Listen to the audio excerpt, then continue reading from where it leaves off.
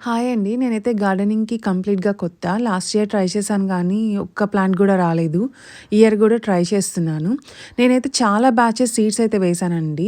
పొట్లకాయి, సొరకాయి ఇలా. బట్ ఒక్క సీడ్ గూడా నాకు జర్మినేట్ అయితే అవ్వలేదు. ఏదో 2, 3 వచ్చాయి. సరే ఏంటా అని చూస్తే సీడ్స్ లోపల నుంచి ఇలా వైట్ కలర్‌లో వార్మ్స్ అయితే వచ్చాయి. ఈ వార్మ్స్ సీడ్ లోపల ఉండే పార్ట్ అంతా తినేస్తుందండి. కాబట్టి మనకి ప్లాంట్స్ అయితే రావు.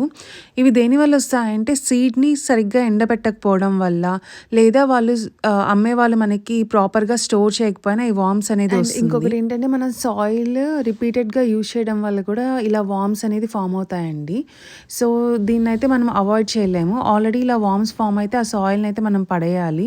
ఇలాంటివి అవాయిడ్ చేయాలంటే మనం సీడ్స్ నానబెట్టేటప్పుడు 24 అవర్స్ సాల్ట్ వాటర్‌లో వేసి లేదా పసుపు గానీ వేసి నానబెట్టామంటే ఆల్మోస్ట్ ఈ వార్మ్స్ అనేవి చనిపోతాయి.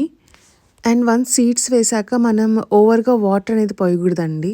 ఎక్కువ తడిగా ఉన్న ఈ వార్మ్స్ అనేది గ్రో అయ్యే ఛాన్స్ ఉంటుంది. మనం సీడ్స్ వేశాక అప్పుడప్పుడు ఇలా చెక్ చేసుకోవడం మంచిది.